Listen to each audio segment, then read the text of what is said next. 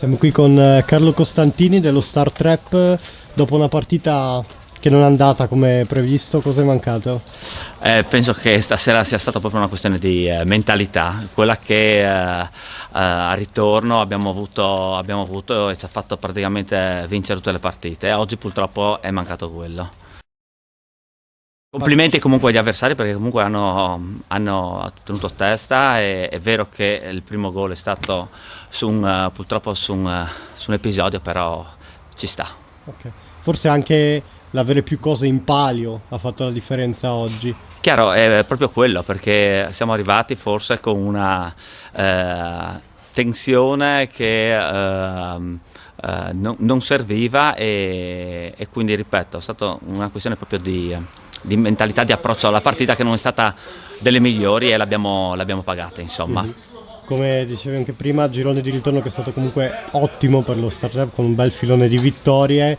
Siete fiduciosi per poter concludere come avevate incominciato questo girone di ritorno? Sì, assolutamente, anche perché quello che è emerso soprattutto è il fatto del gruppo, di un gruppo coeso che con più di 20 ragazzi in rosa siamo riusciti veramente a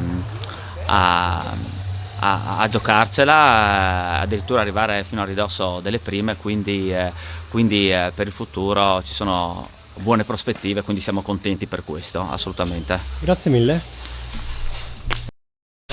Siamo qui con Luciano Maglioni, allenatore dell'Union, oggi con una vittoria importantissima. Cosa è stata la chiave?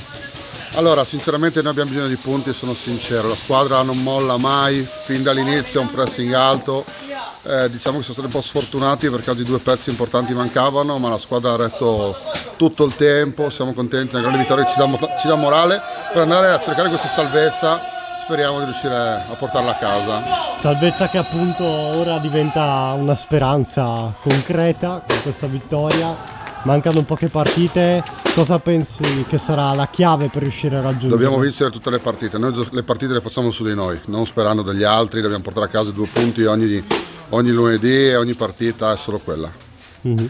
Prestazione ottima oggi, soprattutto primo tempo, secondo tempo un po' di sofferenza all'inizio, poi il gol che ha scacciato la paura, anche il sacrificio è stata la chiave oggi. Assolutamente, non bisogna mai mollare, purtroppo il calcio è fatto di gioie e dolori e bisogna soffrire per portare a casa le gioie. Grazie mille. A lei.